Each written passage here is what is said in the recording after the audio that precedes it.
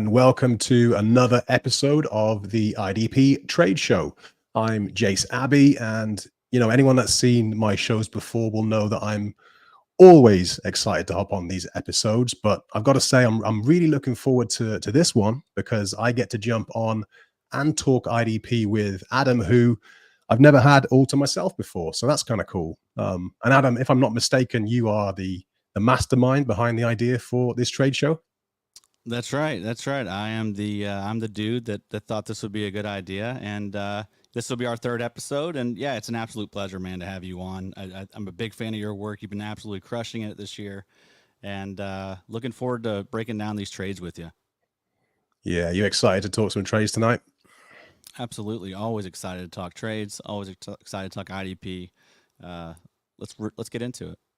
Sounds good. Sound good. So, people have very kindly sent us a bunch of trades to talk about, and we're going to try and get to as many of those as we can, maybe all of them, in fact. And we're going to kick things off with one that I think may divide a lot of fantasy managers. So the first one is from Will Weiss, and he recently moved Quay Walker for what should be a top 3 2024 first round pick and Zach Ertz. And unfortunately, this was just 2 days before Ertz hit IR. That's just like Sod's Law, right? So in this league scoring, solos are worth 3 points, ints are worth 6, and PDs are worth 2.5.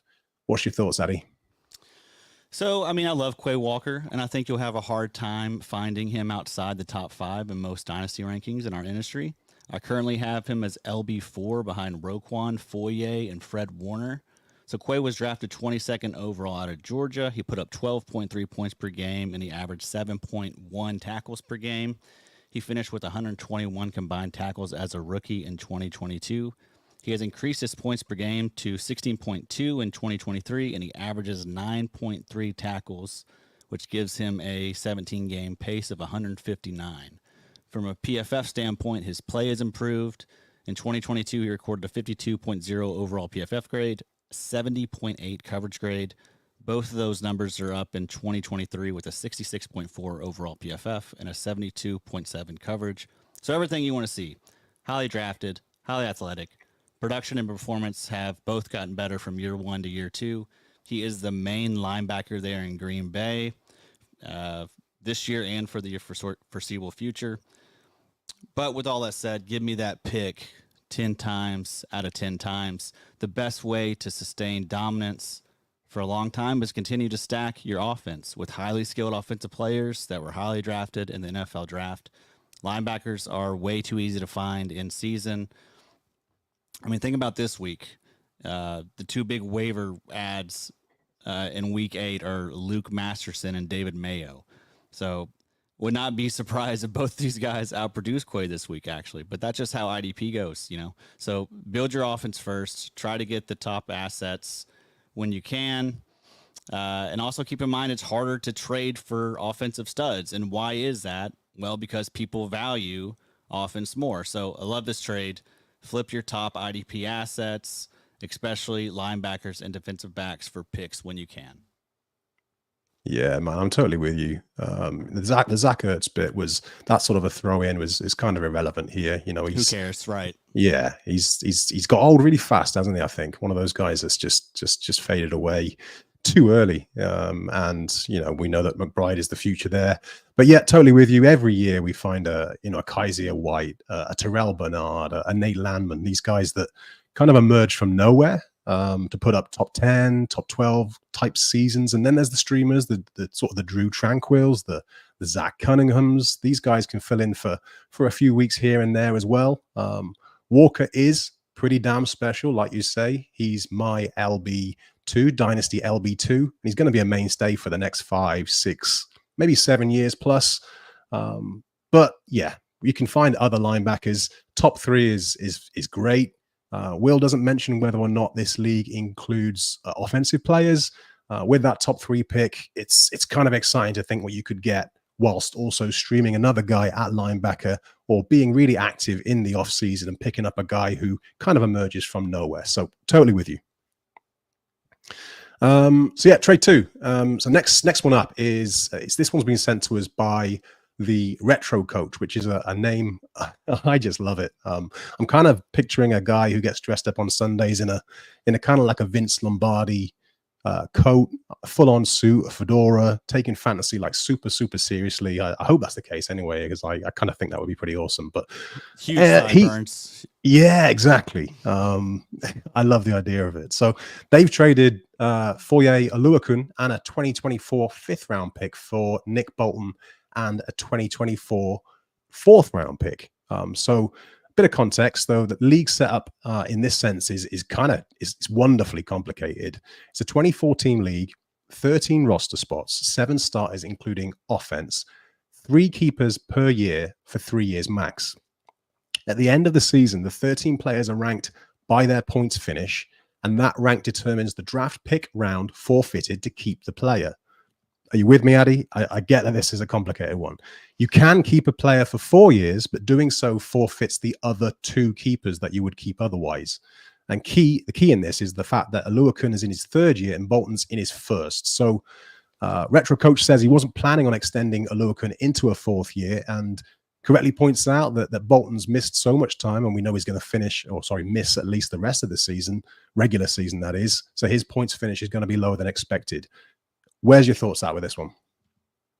Yeah, get you a drink of water, Jase. That was a lot right there. Had to take a deep breath for that one. I know, man. This is what a league this is. Jesus, lots of hoops to jump through. Because of all the contract and keeper weirdness, I'm fine getting the Bolton side. I have to assume this guy is not a legit contender, though, because if you are, I mean, I'd want to keep Foye. I mean, regardless if that meant getting to keep Bolton for another 3 years, you know. In your typical dynasty league without all these stipulations, I want the Foye side pretty easily. I mean, Bolton has seen his value decrease this year. There's no doubt about it. And Foye, I mean, I think we could maybe see another 2 to 3 years of this like elite production, and like elite meaning like top 3 linebacker every single year. I mean, that is insanely valuable. So if I'm a contender, I want that, but I have to feel like he's probably not. So yeah, I mean, I think getting to keep Bolton for another 3 years, getting to upgrade your pick, right? He upgraded his pick to a 4th instead of a 5th. I guess that's something. I mean, it's 24 teams, so I don't know how great that really is. I mean, I don't have a lot of experience in these monster leagues where you have 24 different teams. What about you, Jase? Yeah, not on this level of complication. I don't feel totally dissimilar to you, but I guess I'm near a center on this one. I know the shine has come off Bolton, as we've said. You know, he's had health concerns and hasn't been playing the every down role even before the last couple of weeks. And we know he's going to miss the rest of the regular season, as we say. But we are comparing a 23-year-old with a 28-year-old. I don't disagree that Oluokun's going to be, you know, at that very elite level for the next 2-3 years, as he has been for the last 4 years now. But yeah, 23 and 28, there's a bit of a difference there. And I think when you consider the point that they've made about the fact that Bolton is going to be so low in terms of his seasonal points, and the pick that they're going to have to forfeit to pick him up is going to be a really low one, that kind of does balance it out a little bit for me. So that makes Bolton more attractive.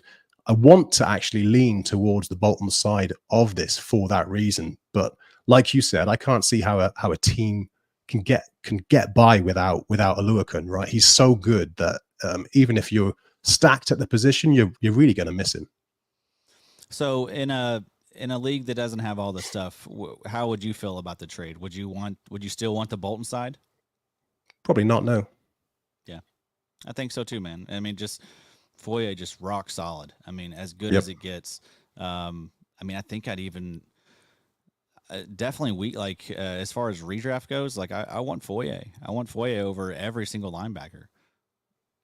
Yeah, I'm with you. Yeah, redraft, I'd be all over that. It's just, as I say, whether or not that pick that he's got to forfeit and then losing the other 2 keepers, that's kind of a big ask. Depends what else he's got on the roster and who else is worth keeping, really. So yeah, let's move on to trade 3 then. That was an interesting one. Vinny, Thanks for the trade, Vinny. So he's traded Jaleel McLaughlin and Xavier McKinney for Bobby Wagner, and he points out that he already has CJ Mosley and Aluakun on the roster, and that he's deep at running back, so he's not going to miss McLaughlin. And he's already got Derwin James, Kyle Hamilton, and Harrison Smith at safety, so he's not going to miss McKinney all that much. Worth pointing out, he starts 3 linebackers and a flex in this league. So what are you thinking? Yeah, I mean, I don't really value McLaughlin much at all in Dynasty, and basically the same thing with Xavier McKinney at this point. I'm totally fine continuing to beef up that linebacker unit. And I mean, Jase, would you be surprised if Bobby Wagner plays another 2 to 3 years? No. Yeah, I mean, this is a smash right here. I mean, this McLaughlin will have his weeks, but for how much longer is he going to really be much of a threat outside of this year? Once Denver brings in more running backs, I don't know. I mean, he's a late round pick. I'll take Bobby Wagner if I'm on a contending team, no doubt. Yeah, I'm with you, totally with you on this one. So, yeah, like you say, McLaughlin, he'll have his weeks when some of those other guys get injured. But can you ever see him really being that guy, the guy? I can't. So I'm leaning towards Wagner in a big way, especially if Vinny is a contender. Even in a 12-team league, having to start 3 linebackers like he does means that even if all of the linebackers in the pool are evenly distributed amongst all the teams in the league, then you're going to struggle to find a third guy, especially during those bye weeks, who is an every down player. So yeah, Wagner all the way. I would say this though, if it's a dynasty league, I would have been interested to explore whether there was a younger linebacker asset available here. But maybe Vinny did that, and he's decided that B Wags is his best option. Yeah, probably for cost. I mean, that's not giving up too much. McLaughlin was probably a guy that he picked up off waivers. Yep. Maybe he took McKinney in the 4th or 5th round at some point, but at this point, who cares? But yeah, CJ Mosley, Foye, Bobby Wagner. I have a hard time believing anyone has a better trio than that in that league. Yeah, sounds good to me. So trade 4, and then we'll go and have a look at one of the questions that's come up on the chat. So trade 4 is from this is a great name, JWM8723. Hope that's not your real name. So he's sent, and I like this trade a lot. So he's sent Zay Flowers, Khalil Mack, Jeremy Chin, DeAndre Hopkins, and James Cook, and received Jahmyr Gibbs, Jalen Waddle, Foye Oluokun, and Nico Collins. This is an auction salary cap dynasty league. I love these ones where we're sort of involving defensive guys and offensive guys. What's your thoughts, Addy?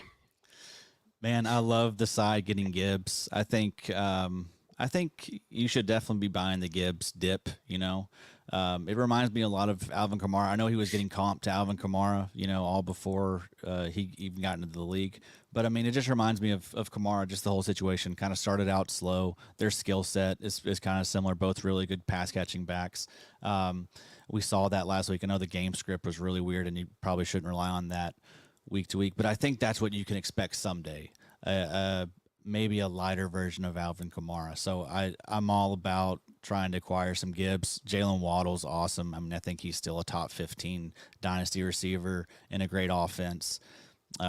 Foye, we just got done gushing about him. And then Nico Collins has been really good this year, and he's attached to a young quarterback that I think has blown everyone's expectations away in CJ Stroud. And then to only have to give up Zay Flowers, who I like, but he's in a an offense with Lamar Jackson, who, while I think he's a better passer than people give him credit for, I mean, it's still going to be spotty week to week, I think. I don't think he has a huge ceiling like honestly the other 2 offensive pieces that the other guy got in Gibbs and Waddle. So yeah, I mean, Khalil Mack, whatever. I mean, I don't really put a ton of value in him in Dynasty. Jeremy Chin, he's really fallen from grace. I don't really know how he got this trade done now that I'm reading it out loud. DeAndre Hopkins, I mean, he's also, like 32 at this point. And then James Cook, so it's like he's fine, but yeah, man, you did this fella dirty, man. So congratulations. I love it. I love the Gibbs side. Totally. Yeah. I'm with you again here. It kind of looks complex at first. These trades that involve loads of players can do, but then let's try and break it down player by player. And I'll mention the guys they're trading away first in each example. So it's Cook versus Gibbs. Gibbs had a slow start, but I'm team Gibbs. Flowers versus Waddle. I love what I've seen from Flowers. And the difference in talent may not be a lot, actually, but I'm leaning Waddle here because, Tua over Lamar. Hopkins versus Collins. Got to go Collins there. Mack versus Aluakun. That's a no-brainer. Aluakun, that just leaves Chin. And he is in no way the kind of player that kind of balances this out. So in every single case, I prefer what our guy that's put this trade to us is getting. And it's a massive win for him in my book. Yeah, man, this is the type of trade that sets you up for years. I mean, just well done. I don't know how you did it, but good job, man. It makes me want to go out and submit a bunch of trades right now in the hope that someone's going to buy. Don't know about you. Yeah, absolutely. I mean, I know. There's a few people in mind that could potentially do a trade like this. So yeah, those are the league dopes, as we call them. I like it. Every league's got at least one. So look, let's go to one of the questions we've had put to us. So Office Depot says, Dax Hill sits on my bench. Zaire Franklin and Dax Hill for a Luakin offer has been sent. What's your thoughts? Wow. That's an interesting trade right there. I mean, Zaire Franklin is right there behind Foye. Gosh. I guess I'd go Aluakun. I mean, I think maybe you get like a point or 2 points per game advantage. Let me pull up some stats and see kind of how they're looking this year. But that's a tough one right there, man. What do you think? It really is. If you might need Dax Hill at some point, I mean, is he, you never know how this stuff goes with the injuries and stuff. So it's one of those deals where it's like, I'd hate to give up Dax Hill just because I'm good right now. You may not be good next week, you know how this stuff goes. Yeah. I mean, I know that point scoring can differ massively between leagues. And it makes me wonder what you've got on your, in terms of your starters at DB, if you've got Dax on your bench, because in most leagues, he's kind of gone off this year. He's been one of the better DBs, I think. This one for me is pretty even, I think. I would much prefer, I would prefer Aluakun over Franklin, but I like Dax Hill probably more than most. I forget where I've got him exactly in my rankings, in my dynasty rankings that is, but he's my DB4 for the week against the 49ers. I'm a big fan of what he's done. But yeah, pretty even, I think, this one. Same. I think I have Dax Hill as like safety 6 right now. But looking at the points per game between these two linebackers, Foye right now is averaging 20.1 points per game, and Zaire Franklin is averaging 18.2 points per game. So yeah, about a 2 point per game bump. I mean, I guess that's fine. I don't know. I hate getting rid of depth like that. I mean, Dax Hill is someone that he should be in consideration for a start every single week, I would think. I don't know who else. I mean, unless you have Antoine Winfield and Derwin James has been bad this year, but I mean, I guess you still roll Derwin James out. But I mean, Dax Hill has been about as Cameron Bynum, I guess, is up there in a choice, which is crazy. But Dax Hill's been fantastic. I'm guessing that the league can't reward big plays all that highly. Otherwise, Dax would be maybe so. Would be a surefire starter, right? With the sacks and the interceptions, the pass breakups that he's had this year. So, interesting one. How do you feel about that as far as like leagues that you're in? Do you prefer big play leagues? I like variety. We were talking off air about how I like to play all sorts of leagues, as many different ones as I can, different scoring settings. It just kind of keeps you on your toes, I think, and it just keeps things interesting as well. I'm in too many leagues, as we talked about, as are you, I know. But as we said, we kind of have that summer amnesia where we forget about this every year and then sign up for a bunch more leagues than we can realistically manage as well as we would if we were to have sort of 5-10. So, but that's the joy of fantasy, right? So. That's right, man. That's there we go. It's an illness, it's something we can't really help. So It's not our Sure. fault, kind of, in a way. Sure is, sure is. So, next trade to talk about. This one's from Gabriel Hansen. He asks, and I like this one. What can you expect to get for Mad Max or Patrick Queen? So he's in a big three scoring league, 10-team sleeper. Starts 2 at defensive line, linebacker, and defensive back, and has 2 flex spots. It's Superflex, and he starts 12 on offense. So, what can you get for Mad Max or Patrick Queen? So for Mad Max, I'm gonna need at least a first. Let me see here what I have in the notes. Sorry, Jase, I was too busy getting the comments from the good people. Thank you for that. By the way, we love getting these comments and getting to interact. Okay, so yeah, I need a first plus a little more. I think with it being 10 teams and shallow IDP rosters, elite studs like Max matters a little bit more to me. So, because everyone in there is going to have solid defense with that setup, but Max is one of the true difference makers at his position. Patrick Queen, he's been great, but I'm fine cashing out for a second. Maybe you get greedy and want a little more. Maybe you can get a second and a fourth. If you can do that, fine, whatever. Maybe you can get a second and a third. He's been great. He's been great the past 2 years. So, I mean, the opportunity is now, because you haven't really had this window with Patrick Queen. Everyone's been kind of down on him. With PFF grades and just not really been as productive as we like to see. Snaps were kind of up and down for a few years there, So I think cashing out now on Patrick Queen is fine, but I'd expect a second in return, and just stay active on the waiver wire. Continue to try and find those David Mayos, those Jack Gibbons, those Blake Cashmans, those Henry 202020202s. You can build a fine linebacker room with these types.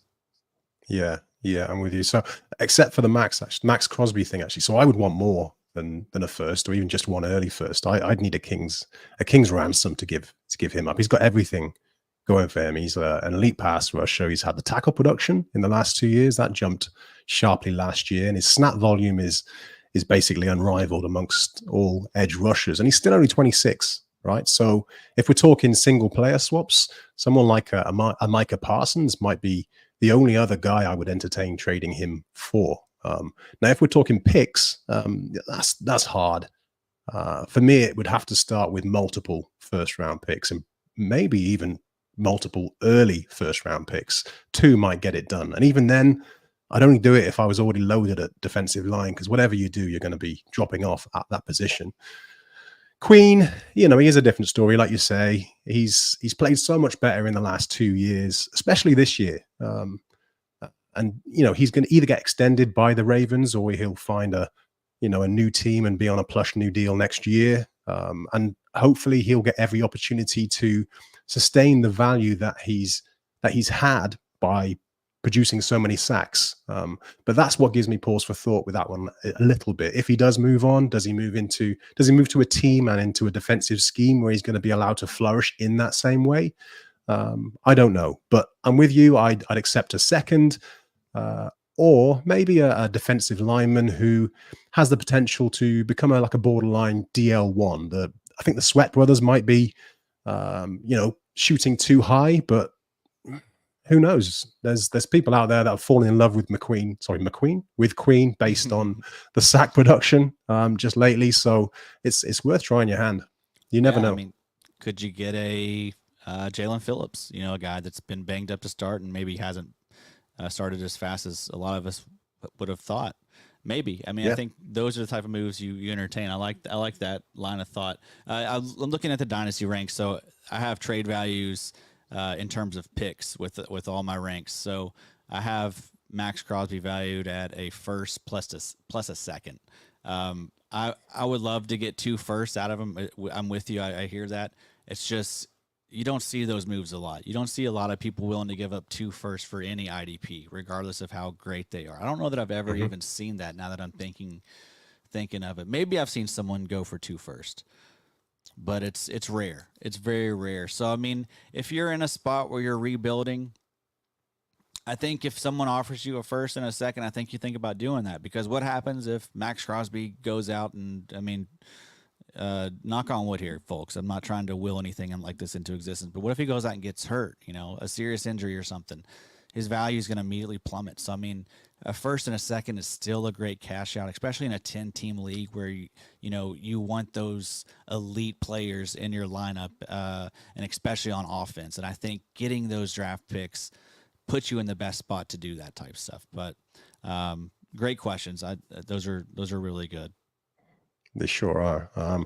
Quick shout out to Mace Rincey, friend of the show, who's just said hey in the chat. So hey Mace, we'll get to the trade question you put to us in a short while. In the meantime, we've had another one from Donald S. Now he says he's in a position to win this year and is set up well for the next few years. Feels his offense is in a good place, but his DB position is ugly. He says Dax Hill is his only good asset back there, and that he's streaming all the rest of his DBs. So he asks, what rookie price are we willing to pay for a top-tier DB in Adam's Dynasty ranks? And outside the top names, are there any other guys in that sort of DB5 to DB12 range that can be trusted to start on a weekly basis? This is a 10-team Dynasty league, starts 2 defensive linemen, 2 linebackers, 2 DBs, includes a 5-round rookie draft with an auction for the free agents. Okay, so I think outside the top 5, which I guess we need to kind of define, like what is the top 5 to start. So if looking at the ranks that I have, I've got Derwin at safety 1 still. We'll see. Kyle Hamilton safety 2, Jalen Petre safety 3. I have Winfield at safety 4. I have Brian Branch at safety 5. Those may be a little high for some people. Branch, I think Winfield is pretty much unanimous top 5 safety at this point. But of those top guys, I'm kind of trying to trade for Winfield, I think. In fact, in a league where I'm contending and my defense is pretty good outside of safety, those thoughts have been crossing my mind. I should acquire a defensive back that I don't have to worry about, starting every week. He's locked in the lineup, and Winfield is definitely that type because I'm trotting out like Andre Sisco, Rudy Ford, Kirby Joseph, Jordan Whitehead. Dude, it is a nightmare. It is an absolute nightmare week to week because I'm picking. I'm always picking the wrong weeks to start these guys. And so I would love to have someone like Winfield, someone that I shouldn't got to worry about, someone that's got like a 30-point upside. And so, if I can go out and maybe acquire Winfield you're not probably going to get him for a third. Maybe you can get him for 2/3. Maybe you can get him for a future second. I mean, it's if I'm trading assets like that, I want to make sure I have a lot of them. I don't want to. If I'm only got 1 second next year, I'm holding on to that second. I don't want to get rid of that second. But maybe I'm in a situation where I have multiple seconds the next year. I'll be a little more loose if I'm in a spot where I think a guy like Winfield can put my defense over the top. And I think he's that type of player. I mean, as far as like stability at safety, since he came into the league, he's basically been a top 12 performing safety. And he's a great player. So I like to acquire great players. Who else though outside of that range? I mean, I think Minka is always a great guy to try and target. I mean, he's an actual good player. He makes plays. He's done it consistently now for same thing, 3 to 4 years. Budda Baker, now that he's getting a little bit older, could I get Budda for a third? Maybe. I think that's someone you could potentially try. And then like someone like my boy Devin Witherspoon, if you're in a league, I think he said he's in this is big 3 scoring. So, I mean, we reward those cornerbacks. Like the pass defended get, or pass deflections get 4 points. So, and he's an absolute dog anyway. So, I mean, he's going to get good tackle numbers. He's going to make plays. Like, I think someone like that is a fine target, that you can rely on in a DB spot for you in those sleeper leagues. So, if I'm spending top dollar, I mean, it'd be someone like some guys like that. But I mean, some other guys like Justin Reed, I think you get for maybe pretty cheap. Rudy Ford, like I mentioned earlier, you can maybe get him for pretty cheap. He's been solid this year. Kirby Joseph is fine, I think, this year, as long as Chauncey Gardner-Johnson remains out, who is, by the way, also probably a nice a guy to potentially target. You know, maybe you can toss a contender that is short on draft picks, a fourth or something. You know, it's not going to help you this year, but that's a fine defensive back to have in your stable for dynasty. So guys like that, I mean, for the most part, I'm not going to be targeting defensive backs, though, right? I mean, I'm not going to be sending away draft picks to try and get these guys, because I mean, every single year, a pretty good strategy is just drafting the top guys, these top safeties that are rookies. I mean, they've all worked out lately for the most part. You know, you go down the line, like all these young guys have been really good. The Briskers, the Petrays, the Dax Hills, like Hufanga was valuable for, you know, last year for a second. I mean, like they all have kind of popped early, so you can find those safeties year to year. But if I'm in a spot where I'm a safety away or something, like maybe I'll spend at most a second round pick to get a guy like Winfield. Yeah, yeah. I struggle truthfully with questions about DBs because I want to be as helpful as possible, but I kind of feel like my answers aren't what people want to hear because of the point you made towards the end there, in the sense that I'm not willing to invest a huge amount in the position because of that volatility that we see from year to year. But there are a few safeties that I would pay up to get. Derwin James, I've given up a second in a league previously for him. Was a bit of a luxury pick. He's my favorite player in the NFL, by the way. But I knew I might come to regret it at some point down the line. Sometimes it's just about getting your guy. But yeah, the question about the DB5 to DB12 range, that's a really interesting one and kind of fun to answer. You mentioned a bunch of the guys there. So Fitzpatrick, looking at your rankings, this is Addy, your dynasty rankings. Fitzpatrick, Jesse Bates, Buda Baker, Cam Curl. I'd be happy to go out and get those guys for a third. But with one eye on the fact that some of the other guys you mentioned there as well, Rudy Ford, Kirby Joseph, these guys are practically free. And if you keep your eye out for, you know, what's changing on rosters between seasons, whose contracts are looking at expiring, and also what's happening in terms of defensive coordinators. Javon Holland, when Vic Fangio came in, we kind of knew that his approach hasn't typically been that which Holland has seen in terms of the past. So his usage has changed sufficiently this year to give him some value. I know he's trailed away a little bit in recent weeks, but he started pretty hot. So yeah, I'm not willing to give up a huge amount for DBs for those reasons. But there are a few guys who, as you said at the top there, it's kind of reassuring to know that you don't have to stream, you don't have to keep chopping and changing every week, and you can just plug them in, set and forget, and know that they're going to put up a decent amount of numbers. So yeah, I like the question. I hope I haven't like ruined your enthusiasm for trading for a DB. But yeah, I think that's where to go with that one. I'm there with you, man. I mean, I don't do it a lot, you know, and typically when I have done it, I've ended up regretting it. But man, when you get in those situations where you're starting the wrong guy every week and all that stuff, man, you start thinking some crazy things. And yeah, that's where you'll go to is let's trade some draft picks for some safeties. But I think for the most part, you probably don't want to do that. Unless it's a sure thing like Winfield or somebody like that, like you mentioned, that you can get for kind of a, you know, on the cheap. Yeah, and it's, you know, it's good to hear you mention Witherspoon as well. He's been on fire this year, and as Office Depot was mentioned in the chat there, you know, Christian Gonzalez was flying. We've got Darius Williams who's gone off this year as well. So some of those CBs deserve a little bit of love. It'd be remiss of us not to mention those guys too. So let's move on to the next trade. This came in via the Twitter DMs. This is someone asking Quincy Williams for a 2024 second round pick.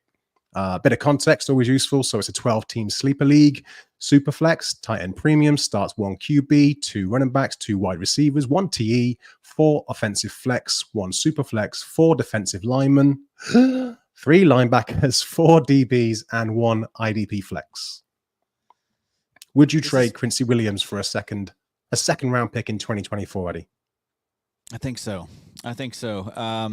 You haven't really had the opportunity to do that until this year, right? You know, Yep. And Quincy Williams is one of these guys that, I mean, you probably got for not much. So I love how he's been playing. I love the way that he produces. You know, he's a guy that can get 10 tackles, but he also can get 3 tackles for loss and force a fumble. And he's a fun player. He's a really fun player to have. But this is a great time to cash out if you can. I mean, if you're a contender, he's a nice piece to have this year, I think. So I would need about a second to move on from him. You're not going to get a first. If you get a first, I mean, congrats. You just busted somebody's head. But yeah, I think a second is very fair, and I'm okay. I'm okay cashing out.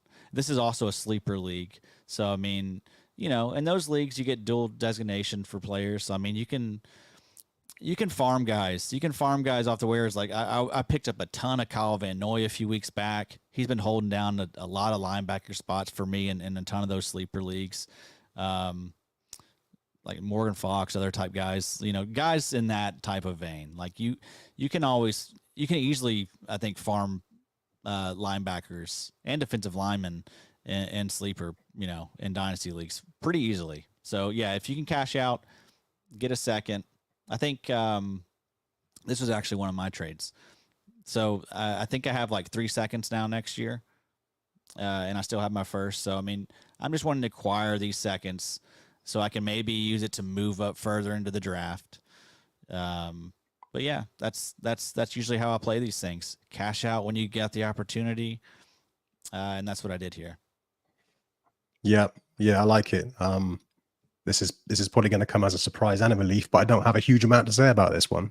It just illustrates the point for me that it's okay to both love a player and be okay with trading him away if the price is right. Exactly. I think this is pretty fair. I'm a huge Williams fan. And in a 12-teamer that starts 3 linebackers and a flex, linebackers like him aren't going to be super easy to come by. But with that said, I'd do it. I'm weird enough to think, and silly enough, and maybe arrogant enough to think that I could find a replacement on waivers. We talked about some of the guys earlier on who are doing really well, despite the fact that they weren't sort of highly considered coming into the season. So yeah, I would pull the trigger on this one. I like the call from you as well on that one, Addy.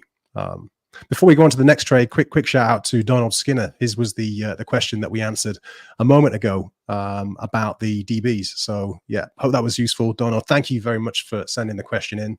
Appreciate it, and appreciate you tuning in. So yeah, let's go to the next question. This was one in which they're talking about trading Divine Diablo, a 2024 fourth round pick, in fact, 2024 fourth round picks for a 2024 second round pick. It's a 12-team sleeper league, Superflex, tight end premium. In fact, exactly the same format as the question before. So I assume this is from the same person, i.e., your good self, Addy. You're correct. I'm a sneaky little boy. I just wanted to get these in. These are always fun. Yeah. There's probably not a lot of Divine Diablo trades out there. But yeah, so I made this trade a few weeks ago, kind of before I think Diablo saw his value kind of dip a little bit. I mean, he's been injured, but he's also just not been that productive, right? And the snaps haven't been equal to Spillane. Spillane's actually been playing more snaps than him. So, I mean, that kind of tells you, like, they kind of view Diablo as that LB2 there. So yeah, he was kind of one of these guys that's like an IDP darling. Like, a lot of people were high on him. For kind of unknown reasons, in my opinion. It's like this guy was okay. He got some tackles and stuff, but I don't know. I feel like maybe the hype was because at one point he had like a defensive back tag and sleeper was along with the linebacker. But I don't know. But this guy was, I think, pretty highly rated in most dynasty ranks, and maybe he gets it together again. At some point. Sometimes these guys just need time, and it's we don't see their value increase until they latch onto their second team or whatever. Think like Kaiser White or Quincy Williams, somebody we just got done talking about. So I mean, there's still hope for Diablo, but again, let me get that premium pick in the second round. Diablo was probably in this league. I got him off waivers. However many years ago he came out. He was someone that I picked him off waivers, and then I've been able to plug and play him for a while. but I'm loaded at linebacker in there. You know, I was loaded. I just traded away Quincy Williams, of course, and now Devon Diablo. But I'm still fine. I still feel fine about the team. You know, again, I if I can get picks for these guys, I'm gonna do it. And I had to add a few picks. You know, I had to add a couple fourths, but overall, who cares? You know, I want that second round pick. That second round pick is a nice chip that everybody loves. Yep. Yeah, I'd do this as well in a heartbeat. Diablo's kind of been up and down a little bit. He hasn't even been the guy when he's only got Bob Spillane to contend with, as you pointed out. It's too early to write him off as a dynasty asset, but I am beginning to have my doubts now. And I like the idea of bagging a sort of a talented offensive piece with that second, and then just trying to find another linebacker on waivers or with a much cheaper pick to replace Diablo. So yeah, I'm with you. We're in lockstep on that one. Let's just go to a quick question in the chat again. So Office Depot asks, so Dynasty, he's trading the least valuable of these guys. So Adi, who do you think is the least valuable between TJ Watt, Jalen Carter, and Brian Burns? Tough one. Oh, who's the least valuable? Okay, I mean, it's gonna be Jalen Carter for right now.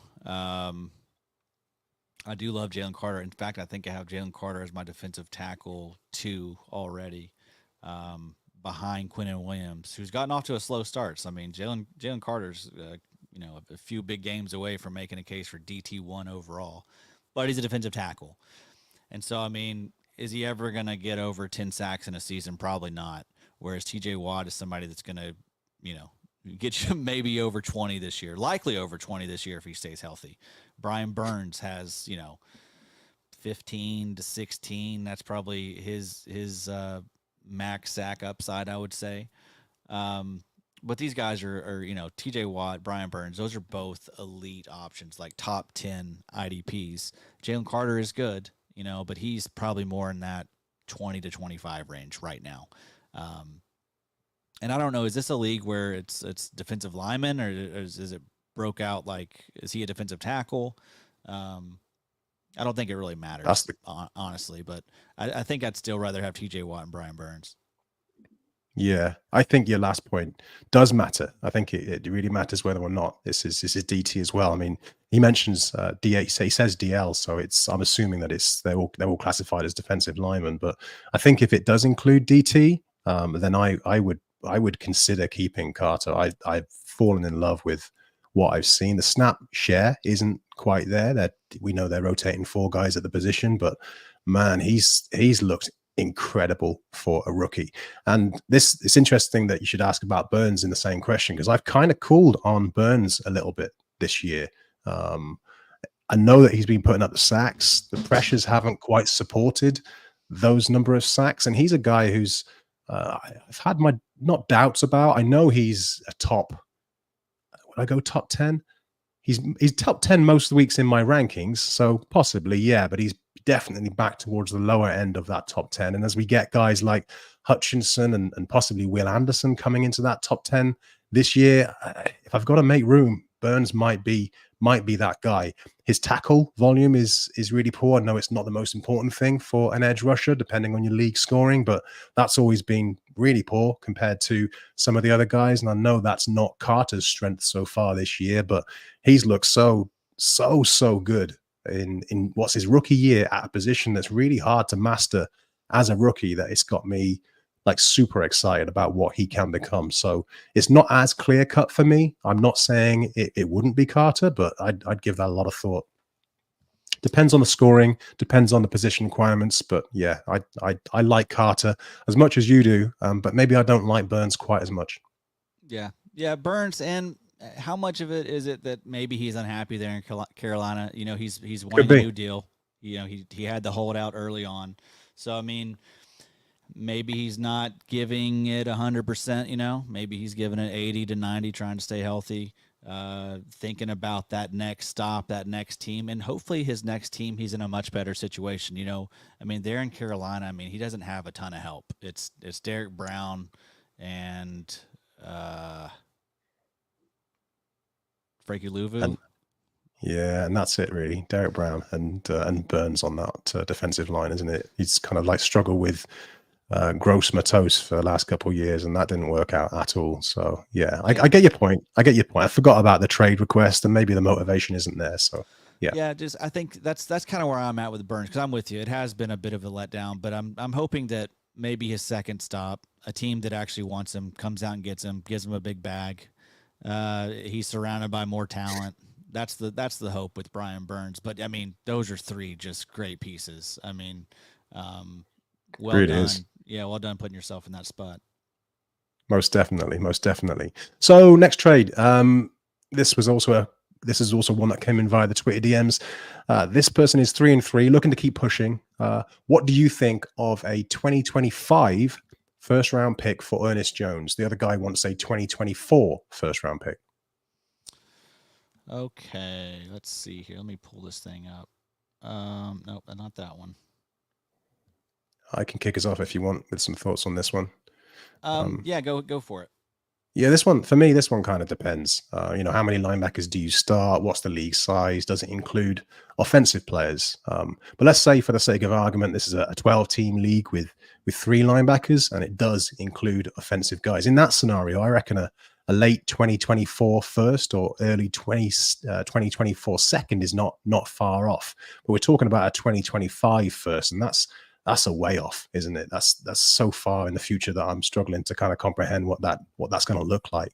The splash plays haven't quite been there for Jones since his rookie year, but he in his role has been one of the most efficient tacklers in the league for the last 2 years, and he's played well enough since taking over from Wagner to secure that role for 2024 and beyond. So I'm pausing for thought on this one, because I really like Jones. I really like what he's done when healthy. Obviously, the last few weeks hasn't been quite there. Could be in my top 3 dynasty linebackers by the end of the season, realistically. Yeah, I think he's inside the top 10 for me right now. I definitely want the pick side, and I love the move. So you're not going to get the 2024 first. I know that manager wants a 2024 first. Do not do that. Do not get rid of that first. But he's also, he's thinking about sending a 2025 first now, because like you mentioned, it's so far in the future. It's not that far in the future. It's in 2 years. And you're going to be very, very happy when you get to 2025 and you have an additional first just waiting for you. Hopefully on top of your first and maybe some more first, So I love getting those future firsts for a guy like Ernest Jones, who I like as well. I think he's been awesome now that he's gotten his opportunity. He's still a 3rd round draft pick. They could definitely bring someone in at some point. You never know. You know how this stuff goes, up and down. But if you got a chance to cash out a first, I mean, that feels like max value I could ever get for Ernest Jones. I mean, like we mentioned, I don't remember a lot of deals in the dynasty leagues I've been in. I'm in over 15 dynasty leagues with full IDP. There's not a lot of deals standing out in my brain right now where someone got a first round pick for an IDP asset, especially one that wasn't like a top flight edge, like a Crosby or a Bosa or somebody like that. So yeah, I think you want the first in this scenario, and you don't want to be the guy. You don't want to be the guy trading away first for IDPs. So, yeah, he's the guy. Question. So I mean, he's looking to keep pushing, he says, and I think he's the guy looking to acquire Ernest Jones. So he's considering trading away that first. So yeah, the same points still apply. Interesting one. And also you're 3-3, like it could go south, so if it doesn't work and you give away that 2024 first, oh boy, I mean, you just gave away potentially a top 6 pick for Ernest Jones. Like that's just bad business. You don't want to do that. So, yeah, you want the picks. Those first round picks are gold. You want to collect as many of those as you can. I mean, it doesn't really matter how far down the line they are to me. They're going to be valuable one day. Fair enough. So next trade. This is one involving Baker Mayfield for Ryan Tannehill and Jordan Whitehead. He says Tannehill blows, and we can't disagree with him there. So it was one of my last picks. Was hoping he'd have another year in him to be used as a second option in Superflex. Mentions that he grabbed Whitehead off waivers, and he's considering packing him with Ryan to get a minor upgrade for his Superflex or QB2 spot. Also has Sam Howell as a third possibility with Tua as his starter. Let's hear what you think about this first, Addy. I've got strong feelings on this one. Oh, strong feelings. Okay, I'm a little scared now. Hope I don't upset you with this answer. I think I want Mayfield. I mean, Mayfield's been pretty good this year. I mean, okay this year, I guess. Probably above expectations. I mean, he's been fine. You know, Mike Evans hasn't really fallen off too much. I think Mike Evans is on pace for his best year in like 3-4 years. So I look at it from that lens a lot because I have a decent amount of Mike Evans. But yeah, I mean, definitely an upgrade over Tannehill, who is not even playing right now, or he's hobbled if he is playing.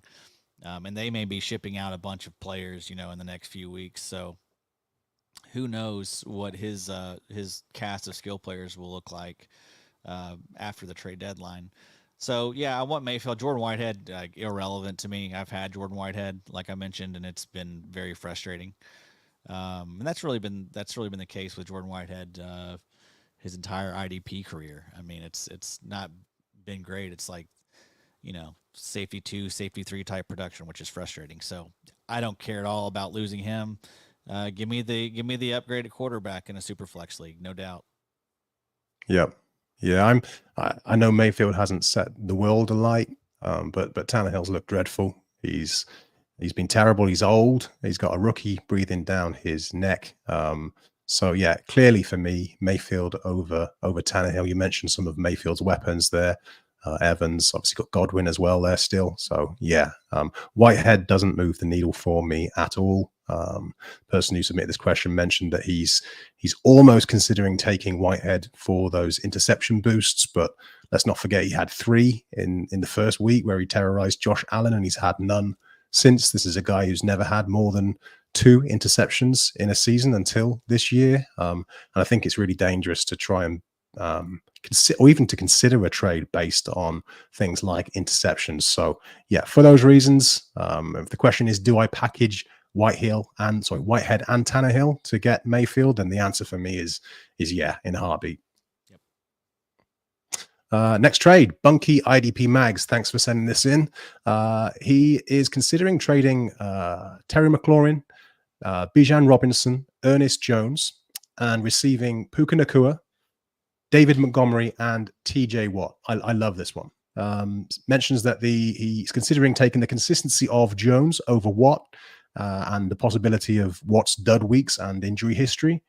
Bijan says enough said, and then Scary Terry is a plus because they can get to stack him with Sam Howell. So what's your thoughts on this one, Addy?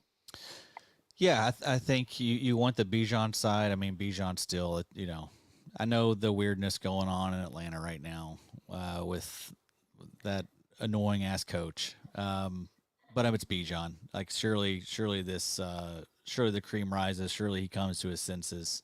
And Bijan he's been really good. He just hasn't scored yet. So I mean, I think once the touchdowns start coming, you're gonna see what you know this player is capable of. So I mean, yeah, I love that. I mean, Puka Nacua has been awesome. I mean, there's no doubt about it. I mean, if JSN was doing what Nacua is doing, we'd be talking about JSN as like a top 3 dynasty wide receiver. But because it's Puka Nacua and he's a, you know, what was he, a 5th round draft pick? He was a mid-round draft pick, right? Because it's him, he doesn't have the draft capital, wasn't some, you know, freak athlete. It's hard to get on board with boosting him too much. But I mean, I don't know. He's been doing the damn thing, and I don't really think it's going to slow down. I mean, he's in a really good situation, a really good offense. I mean, the dude already has like 700 yards. I mean, it's insane. It's an insane story. Yep. But yeah, I mean, it's that side still feels really light. I mean, Nacua, Montgomery, TJ Watt, and you got to give up Bijan. I mean, I feel like 2-3 weeks ago that you probably could have gotten all three of those for just Bijan alone. But now you get Ernest Jones and Terry McLaurin on it as well. So, yeah, it's a smash for the Bijan side. Yeah, I agree. The Nakua involvement kind of gives me pause for thought. You know, he has been incredible, nothing short of incredible. He's kept it going since Cooper Kupp has come back as well, which was something I was really interested to see. You know, whether that would happen or not. And he's had a huge game, didn't he, in the last one? Yep.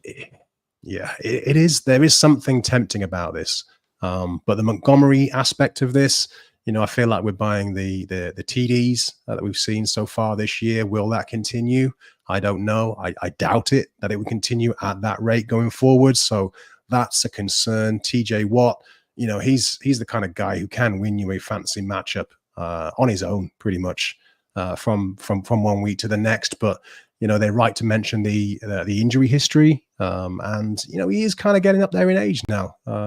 Wouldn't be surprised if he carried on doing what he's been doing for a couple more years yet. But yeah, it's wrong not to mention the age thing with any guy who's getting to sort of that 29, 30 range. But all things considered, I'm a massive Bijan fan. It was a massive shame what happened last week, but that's not gonna move the needle for me at all. It was unfortunate that we didn't hear about it. Naughty Falcons, but yeah, it is what it is. He's got a long career ahead of him.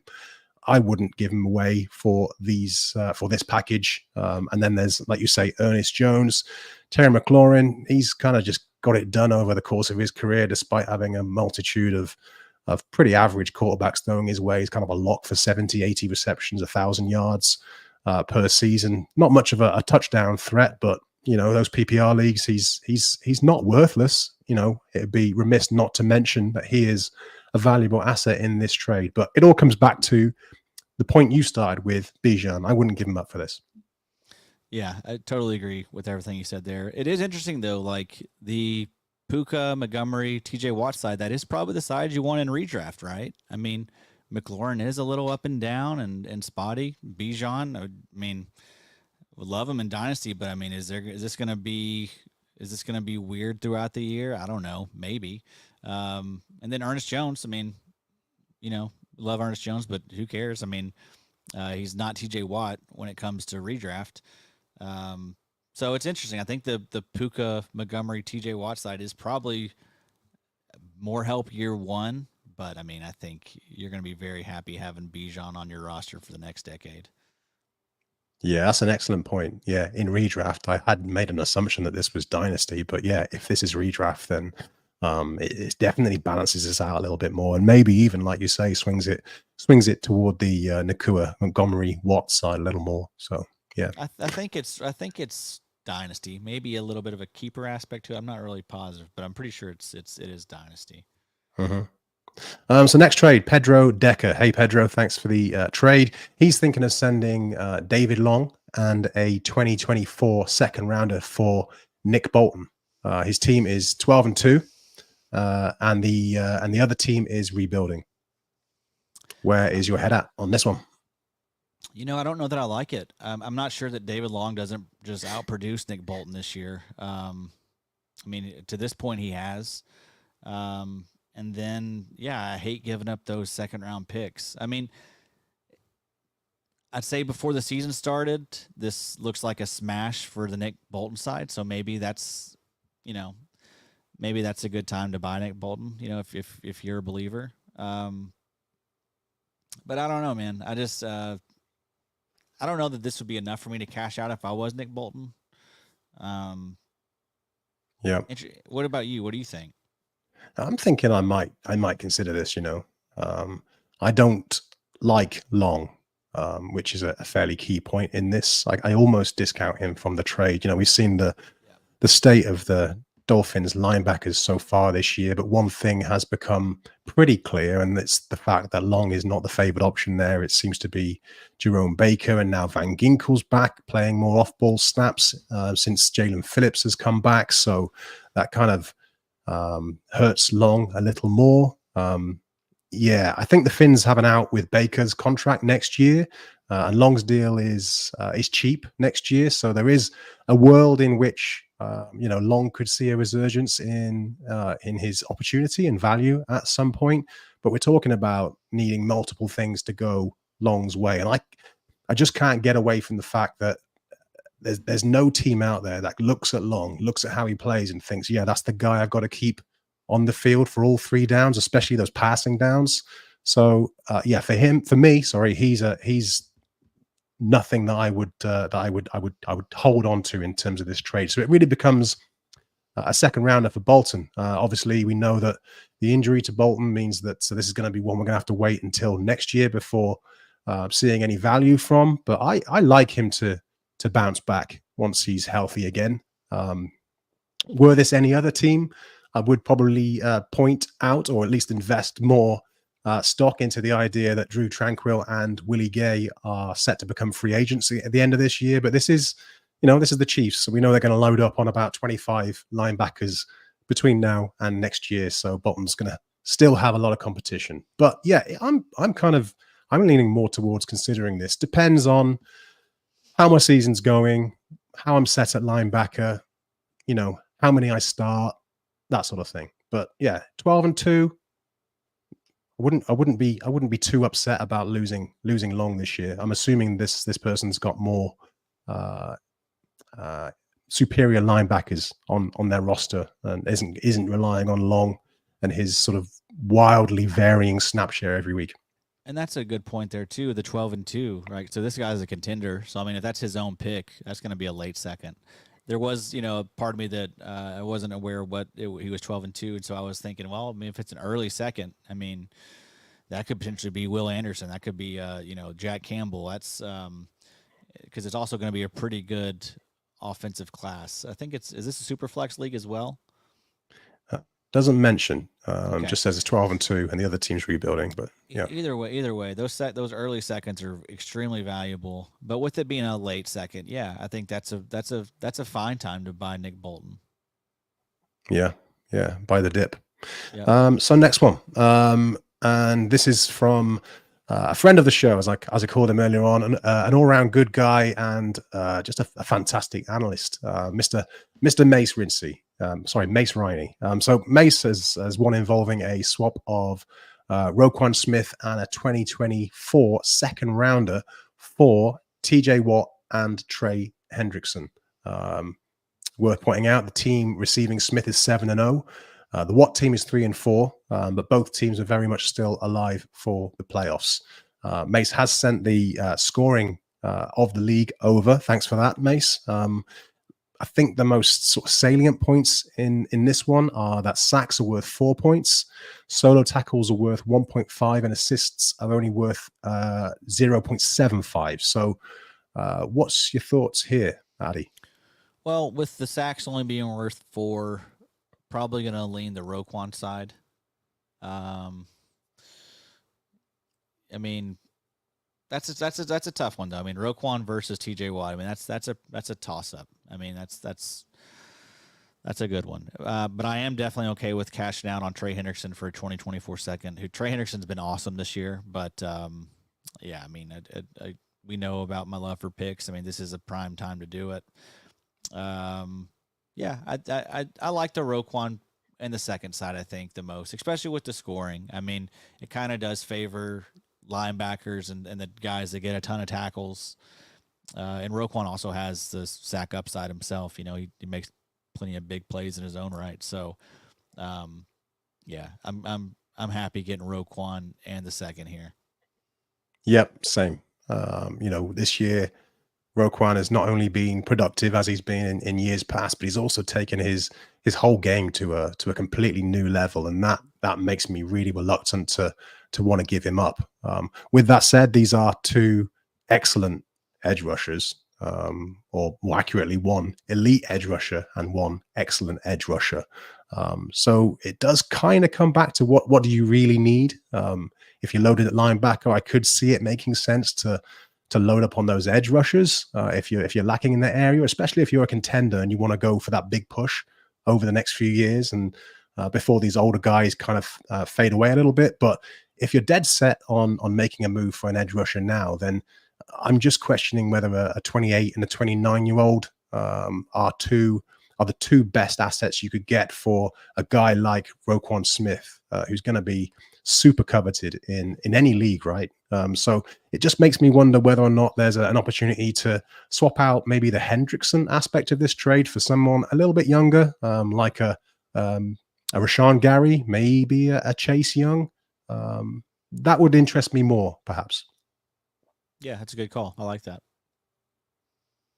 Good stuff. Good stuff. So that brings us to the end of our questions. It's a wrap. Adam, it's been a lot of fun hanging out with you and talking trades with you, my man. We'll be doing this again, right? Yeah, absolutely. I've really enjoyed it, man. You're a great mind. Again, you've leveled up in so many ways this year. It really is a blast getting to do this with you. And then we're gonna have a lot more coming. Oh, thanks, dude. It's been cool hanging out with you guys and learning from the best. So to those who tuned in, thank you very much. Thank you for your questions. We hope this show and our ramblings or insight has been helpful. And we'll see you again soon.